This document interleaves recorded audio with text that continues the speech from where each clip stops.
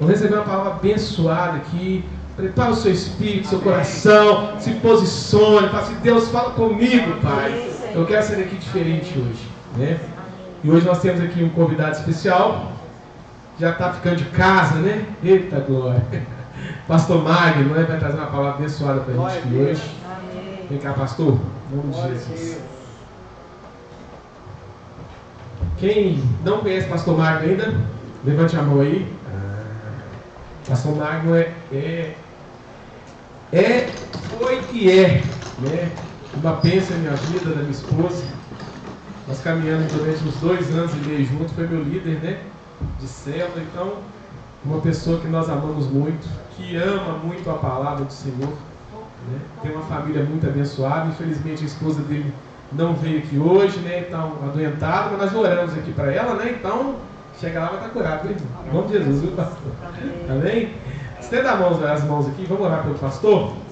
Aleluia. Pai, nós, em nome de Jesus, nós colocamos diante do Senhor, viu, pastor Magno, toda a sua família. Ô, Pai, usa o teu filho, o teu servo nesse momento, Pai. Que da boca dele saia, Pai, aquilo que o Senhor quer falar para o teu povo, Pai. Que da boca dele saia, Pai, palavras de edificação, de amor, de exortação, de cuidado com o teu povo, Pai. Por isso nós pedimos, Pai, que a tua boa mão esteja sobre esse servo, Pai.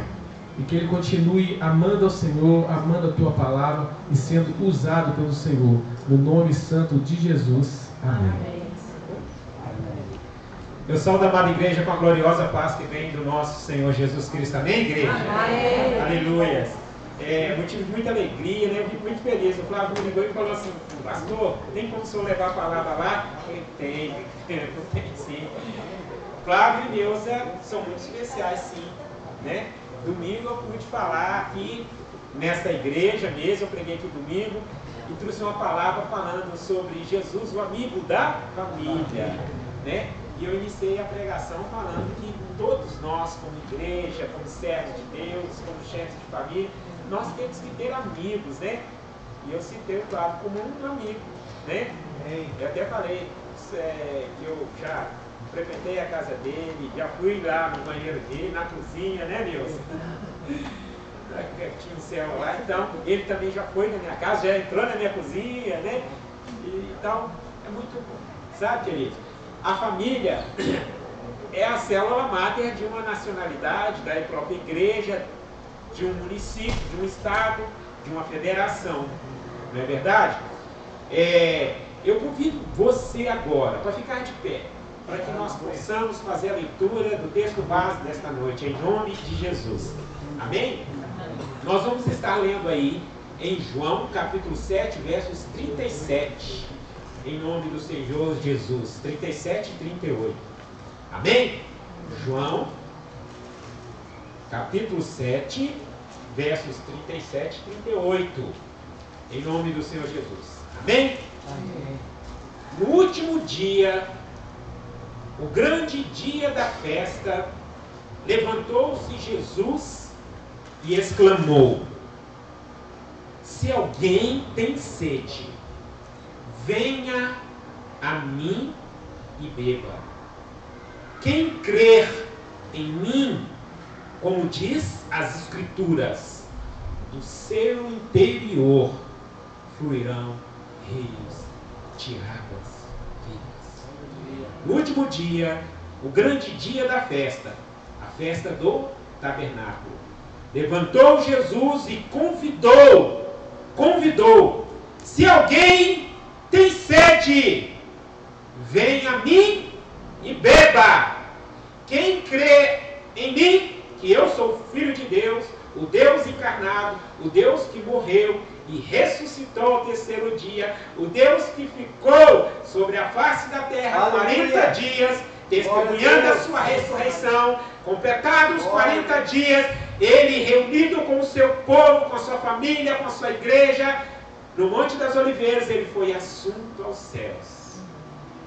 Quem crer em mim, como diz as Escrituras, do seu interior fluirão rios de águas vivas. Pai, é no nome santo e bendito de Jesus que a sua palavra foi lida e que o teu Espírito Santo que habita dentro de cada um de nós possa fazer com que nós sejamos cheios cada vez mais do seu Espírito, da sua palavra, para que nós tenhamos a mente do próprio Cristo e que nós consigamos enxergar tudo na cosmovisão do próprio Cristo.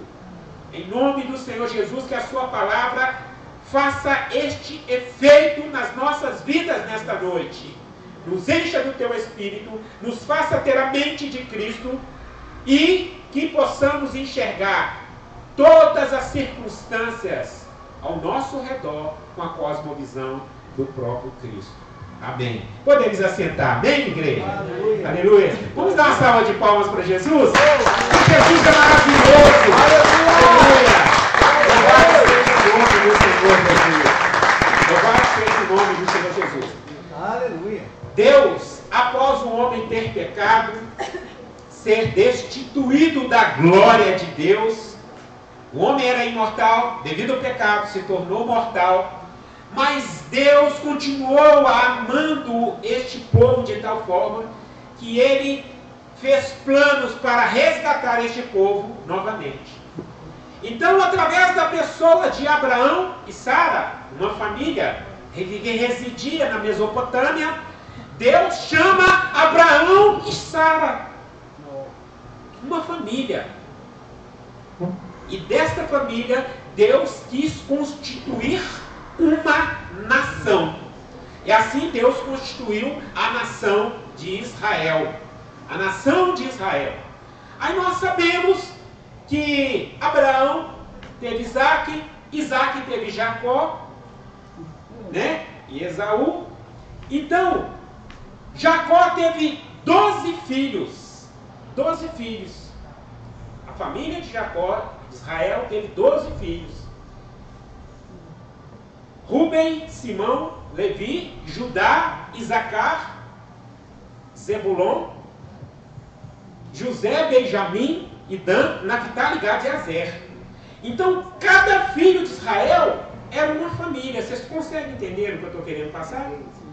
Então, a palavra de Deus nos fala que 10 desses filhos, colocou no seu coração o desejo mau de vender um deles para o Egito, e assim fez, vendeu para os ismaelitas José, e José foi introduzido no Egito.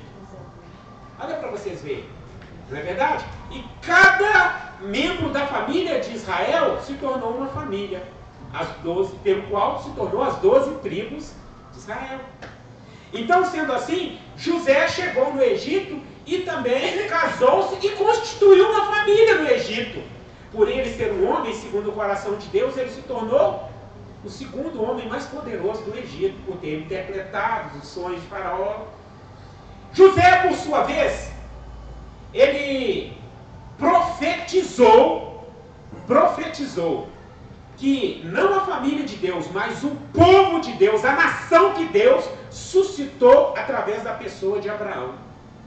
Porque Deus veio constituir um povo, o povo de Israel. Mas quando Cristo veio para nos resgatar, Ele não veio para constituir mais uma nação, mas sim uma família. Inclusive os judeus, Ele veio para os seus, para o seu povo, para fazer deste povo uma família. Uma família. Então, José profetizou que Deus viria e arrancaria Israel com mão forte do Egito. Quando essa profecia de José se completou, se cumpriu, Moisés, quando tirou o povo de Israel do Egito, levou os ossos de José, conforme havia prometido. Não é verdade? Então o povo saiu, foi arrancado do Egito e saiu, e iniciou-se assim uma grande peregrinação pelo deserto. E Deus era com este povo. De noite, numa coluna de fogo, conduzindo o povo de noite. De dia, uma coluna de nuvem. E o povo tinha suas necessidades, e uma das necessidades maiores do povo era a água. E a palavra de Deus fala que o povo Israel, quando saiu de Israel, começou a murmurar contra Moisés, contra Deus, dizendo que no Egito tinha fartura de água, e Deus nos arrancou do Egito para morrer de sede. Mas, como Paulo disse em 1 Coríntios 10:4, ele diz assim: e beberam da mesma fonte espiritual, porque bebiam de uma pedra espiritual que os seguia, e a pedra era Cristo. Amém. 1 Coríntios 10:4. Cristo era uma rocha que seguiu o povo no deserto, assim como a coluna de nuvem e a coluna de fogo. Ao ponto que o povo em Meribá teve sede, e Deus falou com Moisés: vira rocha! Já pararam para pensar, queridos? Chegar aqui, meter o cajado e brotar uma água fresquinha. Assim aconteceu no deserto. Assim aconteceu no deserto. Então, este povo é um povo, realmente é uma nação separada por Deus. Vocês entenderam até aí? Então, queridos, até o primeiro-ministro de Israel, um dia desse, ele deu uma palavra, né? Falando que eles são o mesmo povo que estava no Egito, foram o mesmo povo que teve as tribos divididas, né? Com Roboão e Jeroboão. É o mesmo povo que a Síria veio e levou, né? É o mesmo povo que a Babilônia veio e levou Judá. É o mesmo povo que Hitler tentou exterminar. É o mesmo povo que através de um voto de um brasileiro, João Saldanha, eles se tornaram nação independente. É o mesmo povo que venceu uma guerra de 7 dias, né? No deserto, 7 dias, a guerra de 7 dias. É o mesmo povo que o Hamas atacou recentemente. Então, este povo, ele utilizou isso. E eles falaram que quando eles voltaram para Israel, eram aproximadamente 600 pessoas somente. E toda a coligação árabe atacou este povo e eles venceram, porque Deus está à frente deste povo. Deus está à frente deste povo.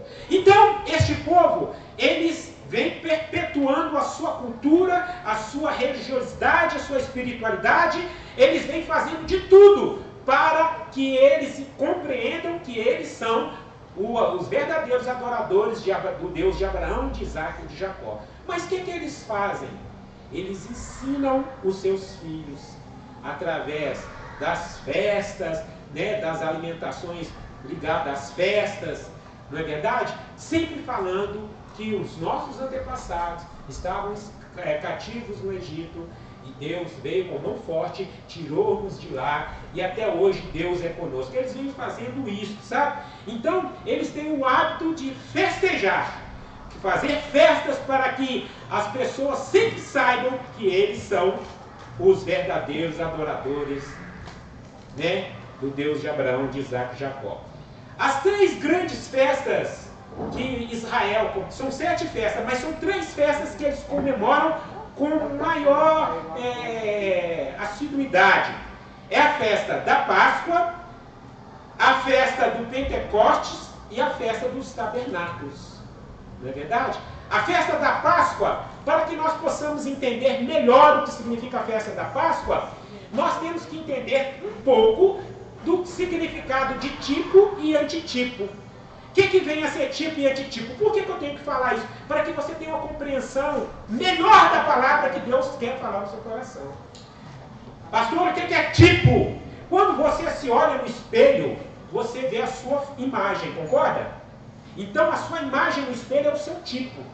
Quando o sol bate em você e você vê a sua sombra no chão, a sua sombra é o seu tipo. Mas o seu corpo, que deu origem àquela sombra, é o antitipo da sua sombra. Entenderam? Então o que acontece? A minha imagem no espelho é meu tipo. E eu sou a realidade da minha imagem. Então, por que eu estou falando isso? É porque o povo de Israel foi arrancado do Egito, que é um tipo do mundo cósmico que nós vivemos, o mundo do pecado, que Deus nos arrancou. Assim como Deus arrancou o povo do Egito, Ele também não nos arrancou do mundo para o reino do seu Filho amado. Então o Egito é um tipo do mundo que nós vivemos, que Deus nos salvou. Moisés não é um tipo de Cristo, e Cristo não é um antitipo de Moisés. Vocês estão entendendo? O pão, que maná, não é um tipo do próprio Cristo? O pão que desceu do céu e alimentou o povo no deserto? Hoje nós ceamos porque Cristo é este pão. Então, o povo de Israel, eles sempre faziam festas para que as crianças, as gerações continuassem entendendo que eles são uma raça eleita. Uma raça eleita, a festa da Páscoa, que celebrava a saída, a libertação do povo de 430 anos que eles ficaram no deserto, foram libertos. Então, por isso que eles celebraram a festa da Páscoa.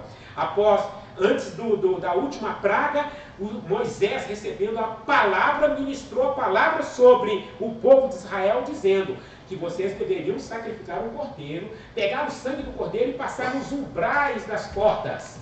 Passar o sangue nos umbrais das portas. Assar o cordeiro e comer o cordeiro. Então, a família que não tivesse condição tinha que juntar com outra família, matar o cordeiro, ungir as portas e todo mundo ficar lá dentro. E aí deveriam comer o cordeiro. O anjo da morte passaria observando os umbrais e olhando lá dentro quem obedeceu e quem alimentou do cordeiro. Quem alimentou de Cristo. E quando ele observava, ele passava. Os desobedientes, o anjo da morte entrou e levou o primogênito. Então a Páscoa comemora isto. A libertação, quando Deus tirou. Então eles comemoram a Páscoa para essa finalidade. E também a festa do Pentecostes era uma festa que após 50 dias depois da festa da Páscoa, eles comemoravam, né? Eles comemoravam as colheitas, eles comemoravam o dia em que Moisés recebeu as tábuas da lei para passar para o povo. E para nós, igreja, Pentecostes é o nascimento da igreja, não é verdade? O nascimento da igreja. Então nós vimos que a festa dos tabernáculos, queridos, era aquela festa que eles comemoram até hoje. Os israelitas, né, os judeus, os hebreus que residem em casas, em fazendas ou em apartamentos, eles saem de casa, armam barracas no meio da rua e eles ficam 7 dias morando em barracas, para trazer à memória o tempo que eles viviam como nômades no deserto, para eles não esquecerem contemporaneamente que eles são os mesmos povo que estava no deserto. Vocês estão entendendo? Sim. Então eles fazem essas festas, né? Mas e nós, como igreja do Senhor Jesus? Que festa que nós temos feito? Porque trazendo a memória de vocês sobre tipo e antitipo, assim como o povo de Israel estava cativo no Egito, nós estávamos cativos no mundo. Deus amou o mundo de tal maneira que enviou Jesus Cristo para nos resgatar como um forte do mundo. Nós temos comemorado a Páscoa com este entendimento.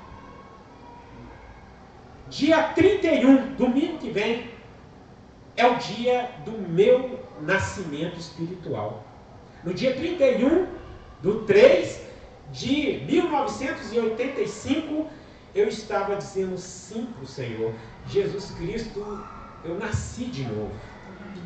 Então, hoje as famílias têm o hábito de comemorar quais tipos de festa? Eu sou caçula de 10. Meu pai era ex-combatente de guerra, minha mãe com 43 anos, ele com 50 anos, e eu era o caçula, eu era o 10º filho de um homem de 50 anos. Ele faleceu com 50 anos. Então, as festas, ele era um católico muito fervoroso, as festas que eu lembrava, que me trazia culturalmente, didaticamente, ele tentava incutir Cristo da sua forma na minha mente, era que no Natal era a época em que se trocava todos os sapatos. Era no Natal que você ganhava um tênis novo, um sapato novo. E minha mãe descia para o centro da cidade, comprava pano, não sei como é que fala, né? Pedação de pano, levava para a costureira e a costureira media e ela fazia roupinha para todo mundo. No Natal era o dia de festa em que se pintava a casa. Chegava dezembro, eu sentia aquele cheiro de tinta, era gostoso, entendeu? Aquele cheiro gostoso de tinta, Natal, né? Natal é uma data que não é uma data certa, mas é uma data que eles escolheram para comemorar o nascimento de Cristo. Então, moral da história, Natal era uma ausência gostosa, porque a minha mãe, eu levantava, procurava ela e ela não estava em casa. Ela tinha descido para o centro, para ir no supermercado Grilo, que era ali na Praça da Estação, e pegava aquele saco de pano de saco e trazia tudo o que precisava para uma ceia de Natal. E debaixo de chuva, às vezes ela vinha com aquele sacão, guerreira, né? Ficou viúva com 43 anos, 10 filhos, não sabia ler nem escrever, mas Deus deu a vitória, minha filha na fé. Então, queridos, e outras festas que nós comemoramos, muitas das vezes é a festa de aniversário, mas nós comemoramos a festa de aniversário biológica, o dia que minha mãe me deu a luz, não é verdade? Mas nós temos que entender que nós temos também que comemorar a festa do nosso nascimento espiritual. Quem aqui sabe o dia que você nasceu? Biologicamente. O meu dia biológico é 11 de abril de 1966. Vou fazer 58 anos. Mas o meu nascimento espiritual... o meu nascimento é 20 de março, né? O meu nascimento espiritual é dia 31/3/85. Eu vou fazer 39 anos de vida espiritual com o Senhor. Então, nós, como família, nós temos que festejar alguma Santa Ceia. Tem que ser dia de festa, dia de alegria. Não é? É o dia de nós alimentarmos do corpo de Cristo, bebermos do seu sangue. A igreja, ela tem que se despertar, a igreja contemporânea tem que se despertar para isto, porque é necessário que nós adoremos ao Senhor, em espírito e em verdade, porque é atrás destes que Deus está à procura. Você já parou para pensar que Deus, Ele procura os seus verdadeiros adoradores, para que o adorem em espírito? Já pensou Deus passando em revista, olhando cada um, falando, ali está um adorador, ali outro, ali outro, ali outro, todos aqui são adoradores, olha que lindo, queridos. Eu, certa feita, na minha profissão, às vezes eu chegava diante de 80 homens de todo tipo, homens bons, ruins, honestos, desonestos, que decidiram entrar para as forças militares estaduais. Aí, às vezes, nós fazíamos o processo do enquadramento. Você está aqui porque você quer. Está ruim? Dá baixa. Era o termo que nós usávamos. Está ruim? Vai embora. Vai embora! Se não está bom para você, vai embora! Então, nós incutimos na mente deles que eles estavam ali porque eles queriam estar. Então, e muitas das vezes, você chegava com um pequeno microfone desse, que tem 80 homens, aí você falava assim, atenção, grupamento, sentido aí eles. Pá, ficava igual um bonequinho. Aí você falava assim, olha você vê a palavra, ordinários, marche. Aí ele saía, marchando. Aí você falava assim, aí eles paravam. Você falava, virar à direita, aí eles viravam, virar à esquerda, eles viravam. Eles eram ordinários. Só faziam o que mandavam. Deus está à procura não de ordinários. Deus está à procura de extraordinários. Aleluia. Igreja, vocês não são ordinários. Vocês são extraordinários. Porque Deus não chamou vocês para ser uma nação mais, mas sim uma família. Família de Deus. Deus chamou vocês para ser família. Este culto de família tem que ser um culto especial. Sabe por quê? Porque eu, na minha família, eu tenho a minha família, fugiu da minha memória aqui. Eu e minha esposa, o nome que fugiu da minha memória, nós somos uma família, mas a família extensa minha é meus irmãos, é a minha mãe. Parentela, né? Nuclear, família nuclear, lembrei. A família nuclear do Flávio, por exemplo, do pastor, é esposo, filhos, né? É a família nuclear. Então, a família nuclear, se a sogra reside na casa do Flávio, na casa do pastor Antônio, então ela faz parte da família nuclear. Você entendeu? Mas se ela não residisse lá, morasse na casa dela, ela já não faz parte da família nuclear. Eu digo que a minha família nuclear, quando eu oro a Deus, eu falo assim, Deus abençoa a minha casa. Então a minha família extensa, eu falo, Deus abençoe a minha família. Quando eu falo a minha casa, eu estou falando, abençoe a minha família nuclear, que é eu, minha esposa e os meus filhos. A minha filha casada já não é mais família nuclear para mim, porque ela constituiu já a família dela. Vocês estão me entendendo?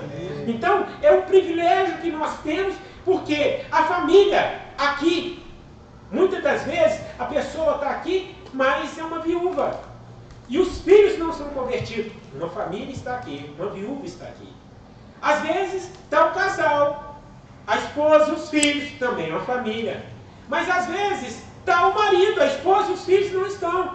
Então, nós temos que entender que hoje é dia de nós nos reunirmos e festejarmos que Cristo veio nos trazer palavras de revelação, que nós possamos compreender que assim como Deus arrancou o povo do Egito, Ele nos arrancou do mundo, e nós hoje temos que comemorar o nosso nascimento espiritual, e Deus vai nos dar o entendimento que Cristo é o Filho de Deus, aquele que nos amou e fez um ato sacrificial e substitutivo na cruz para nos arrancar como um forte do mundo, de uma forma redentiva, para nos dar a condição de vivermos como remidos e lavados pelo sangue de Jesus, até Jesus Cristo voltar, para que nós possamos viver a ressurreição do último dia. Então é uma festa que nós temos que comemorar, porque é aqui na sinagoga dessa igreja é que nós vamos aprender a saber que nós somos pessoas especiais, diferenciadas. Nós somos superiores aos judeus. Nós somos enxertados na oliveira, que é Cristo, e Cristo, essa oliveira, veio para dizer para eles que eles eram ramos naturais, mas eles não quiseram. Então hoje, qual que é a diferença de você não ser uma nação, mas sim uma família de Deus? É que você é habitação, é casa do Espírito Santo de Deus. Você é casa do Espírito Santo de Deus. Por isso que nós estamos falando de festas aqui, né? E o texto que nós acabamos de ler diz assim: no último dia, o grande dia da festa dos tabernáculos, levantou Jesus e exclamou, convidou, se alguém tem sede, venha a mim e beba. Jesus Cristo era aquela rocha no deserto. O povo reclamou, murmurou contra Moisés. Deus orou e falou, Moisés, tira a rocha. E a rocha é Cristo. E a rocha tipifica Cristo. E a água que jorrou dessa rocha tipifica o Espírito Santo. Porque a água que saciou a sede do povo no deserto é a mesma água que sacia a nossa sede, mas de uma forma espiritual. Vocês estão me entendendo? Quem crer em Cristo, venha a Ele e beba. Como diz as Escrituras, todo aquele que crer em Cristo, do seu interior fluirão rios de água viva, vai saciar a sua sede. Se você não tem o Espírito Santo, você não faz parte da igreja. Porque é o Espírito Santo que vai saciar a sua sede, vai matar a sua ignorância e vai trazer compreensão à sua mente, para que você saiba o que Cristo fez para você na cruz. Que aquela morte sacrificial e substitutiva, a cruz não era dele, era sua. Mas ele morreu no seu lugar. Eu costumo fazer uma parábola para que nós tenhamos um entendimento melhor da redenção de Cristo. Eu costumo dizer o seguinte, é como se nós fôssemos um escravo e fôssemos condenados à morte. Aí o senhor de engenho, que é o Satanás, vem e amarra o Flávio lá no tronco. Amarra o Flávio lá no tronco. Pega um aratel, um chicote e propõe no seu coração matar o Flávio de tanta chicotada. Mas na hora que ele vai executar, Jesus chega e fala: Satanás, o que você quer fazer com o Flávio? Eu vou matá-lo. Aí Jesus vai e fala para ele: o que você quer para não matá-lo? O que eu quero? Posso pedir? Ele falou assim: assuma o lugar dele. Aí eu não vou matá-lo, eu vou matar você. Aí Jesus Cristo, humildemente, vai, desacorrenta o Flávio, desacorrenta o pastor Antônio aí. Eu vou assumir o lugar dele. Aí tira a corrente dele e coloca em Jesus. Aí Jesus, amarrado no tronco, olha para o pastor Antônio e fala assim: olha, eu vou morrer, hoje seria o dia da sua morte, mas eu vou morrer no seu lugar. Mas tem um pedido que eu quero te fazer. Eu vou morrer, então eu não vou poder continuar o meu ministério, que é o ministério da reconciliação. Jesus Cristo veio para reconciliar você que estava nas trevas para o reino do seu Filho amado. Aleluia. Então, eu vou morrer no seu lugar. E você tem a obrigação de dar continuidade ao meu ministério. Você vai ter que fazer como eu sempre fiz. Trazer as pessoas que estão em trevas para a luz. Aqueles que estão na morte para a vida. Este será o seu ministério. Você promete isso? Aí, sim. Aí Satanás foi, crucificou e matou Jesus. Mas o Flávio e o pastor Antônio, que foram salvos, aí o que eles acontecem? Eles foram agraciados com a redenção de Cristo. O que significa a redenção? A morte era certa para eles. Aí Jesus Cristo veio e deu vida. Eles não morreram no tronco. Concorda? Então, a redenção significa isso, que eu já expliquei. Você compra um carro, não paga as prestações, aí eles vêm, te tomam o carro.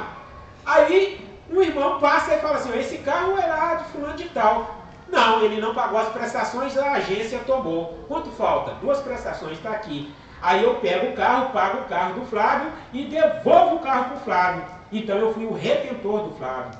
Eu devolvi o que lhe foi tomado. Ele não pagou as 2 prestações, tomou o carro. Eu vim, paguei as 2 prestações para ele, paguei a dívida dele e devolvi o carro para ele. Então eu fui o redentor dele. Vocês estão entendendo? Então quando Jesus morreu no lugar dos irmãos, ele foi o redentor. Devolveu o que para ele? O que devolveu para eles? A vida eterna. O pecado jogou eles na morte. Jesus Cristo veio e morreu no lugar deles e devolveu a vida para eles. Mas a partir do momento em que eu devolvo este carro para o Flávio, aí ele vai no Detran, registra e abastece, lava e começa a utilizar este bem, eu me torno o seu remidor. A remissão significa o direito de utilizar aquilo que me foi devolvido. Vocês estão compreendendo, queridos? O pecado nos tirou o direito de vida eterna. Jesus Cristo morreu no nosso lugar e nos deu a promessa da ressurreição do último dia. Então hoje nós vivemos como remidos até a volta de Cristo, ou então até quando nós morrermos fisicamente, como remidos e lavados no sangue de Jesus. E a promessa de Deus para esta família é que todos aqueles que tiverem compreendido isto, a palavra de Deus fala que aqueles que já tiverem mortos vão ressuscitar primeiro, vão receber um corpo glorificado, vão ressuscitar primeiro. E aqueles que estiverem vivos vão receber também um corpo glorificado, onde a corruptibilidade se revestirá da incorruptibilidade, a mortalidade se revestirá da imortalidade. Nós teremos um corpo angelical. Vamos encontrar com Jesus nos ares, será o arrebatamento e viveremos com Ele como família, uma grande família para todos sempre. Amém, amém, igreja? Amém? Então Jesus Cristo, no último dia da festa, aquela festa que fazia com que o povo judeu lembrasse de que o Deus único era com eles. Então, Jesus Cristo veio e falou não simplesmente para os judeus, para os samaritanos, para os gregos, mas a voz dele ecoou até nós, até a sua igreja, que nos fez nos tornar igreja, e dizendo: quem tem sede, venha a mim e beba. Quem tem sede, venha a mim e beba. Porque o Espírito Santo que Jesus nos dá Ele nos convence do nosso pecado, da justiça e do juízo. É isso que nos faz fazer com que nós estejamos em comunhão como igreja, como remidos e lavados no sangue de Jesus, aguardando a glorificação. Amém, amados? Então, despertemos. Despertemos para que nós compreendamos que temos que festejar. Temos que festejar aquele ato sacrificial e substitutivo de Cristo ali na cruz. Então, como família do Senhor, como famílias de Cristo, né, que nós possamos festejar. Na minha casa eu faço assim, sabe? Eu reúno, né, e vou passar a comemorar os nascimentos espirituais. Amém. Né? Eu olho para minha filha, já falo, filha, você é um templo, o seu corpo é um templo do Espírito Santo. Eu tenho uma filha que está com 26 anos, formou em medicina, nunca beijou ninguém, nunca namorou, sonha em casar, sonha em namorar. Não é verdade? E uma das festas que nós sempre fazemos é a festa de casamento, né?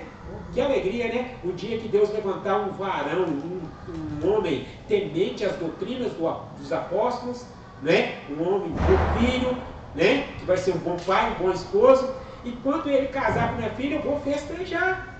Vou fazer festa. Não é verdade?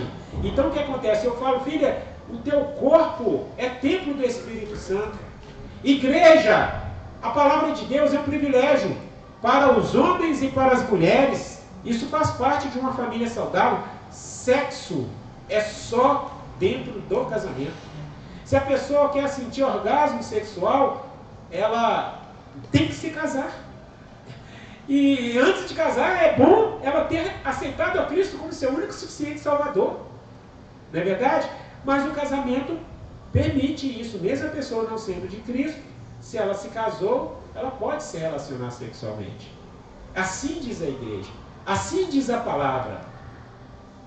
O Senhor Jesus venceu Satanás com 3 palavras. Assim está escrito. Nem só de pão viverá o homem. Assim está escrito. Só o Senhor adorarás.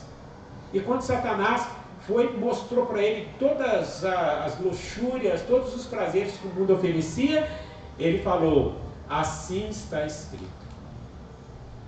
Então o que acontece? Assim está escrito.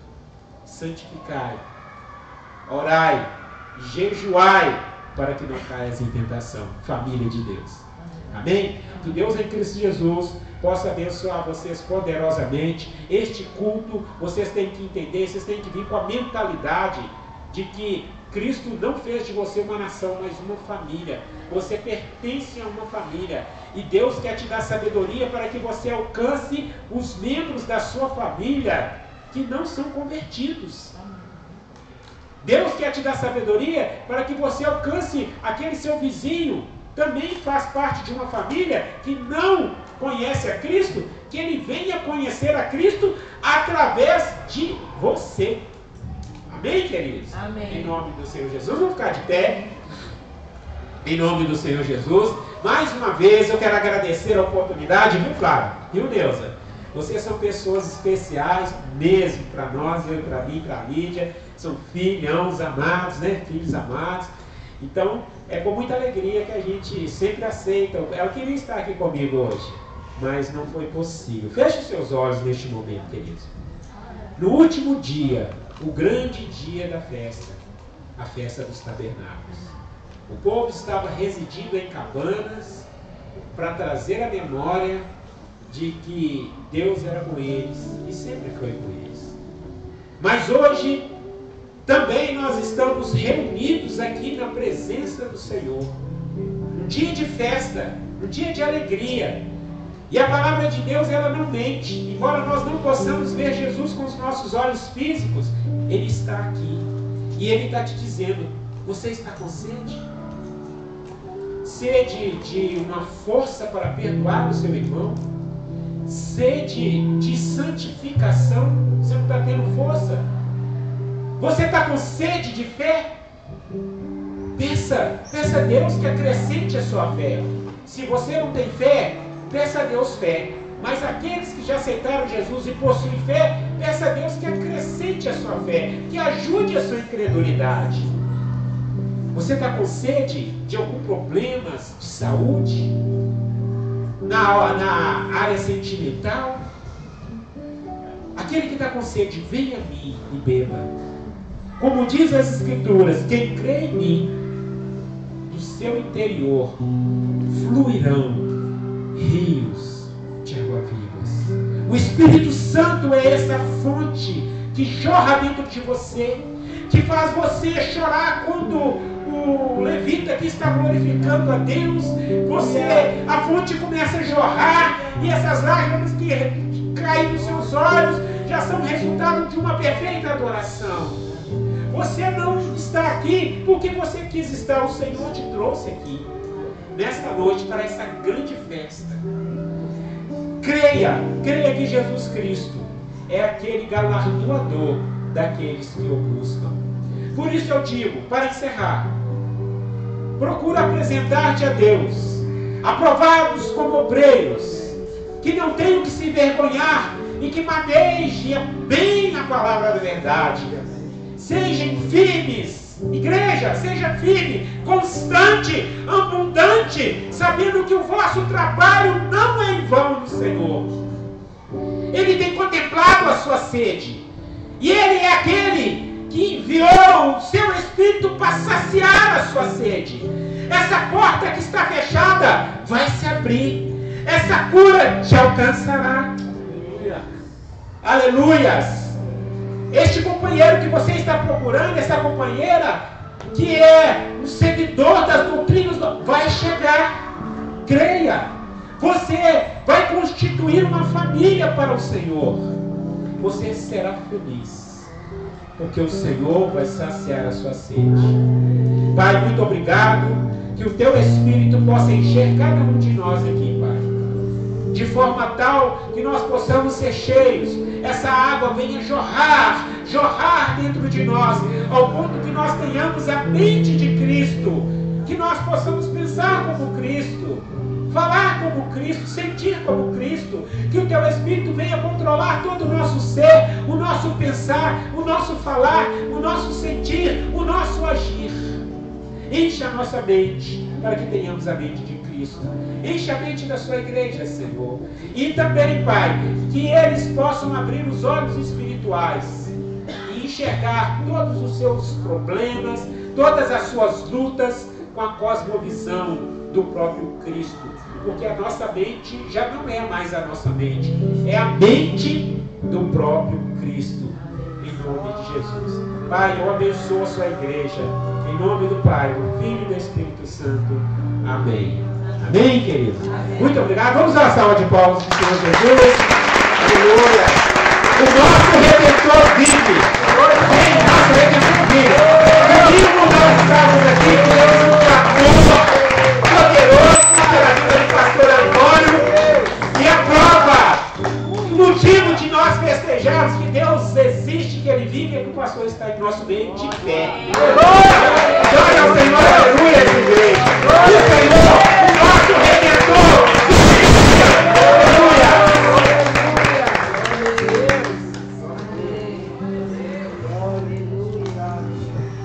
Aleluia.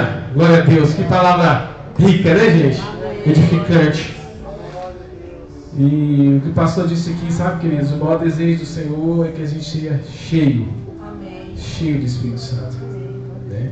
Que possa jorrar de nós, né, essa água viva que transforma não só a nossa vida, mas a vida das outras pessoas.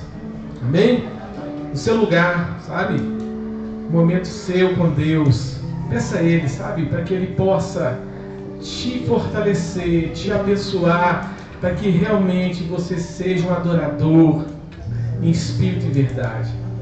Que de você realmente saia, né, jorre essa água viva, que vai abençoar tantas pessoas. Nesse momento, pede ao Senhor, sabe isso, sabe? Sabedoria para vencer as suas dificuldades, tirar da sua vida a murmuração, tirar da sua vida, queridos, muitas vezes a ingratidão. Ora ao Senhor. Enquanto Deus vai louvar aqui uma música, é o momento de você com Deus, para refletir tudo isso aqui que o nosso pastor Marco falou. Nós somos povo escolhido, Povo para viver as promessas do Senhor. Povo para se orgulhar de ter um Deus, de ter Jesus, que pagou um preço pela minha e pela tua vida. E foi um preço muito alto, irmãos. Foi de sangue. Foi o sangue que jorrou para que a água viva jorre de dentro de vocês. Aleluia.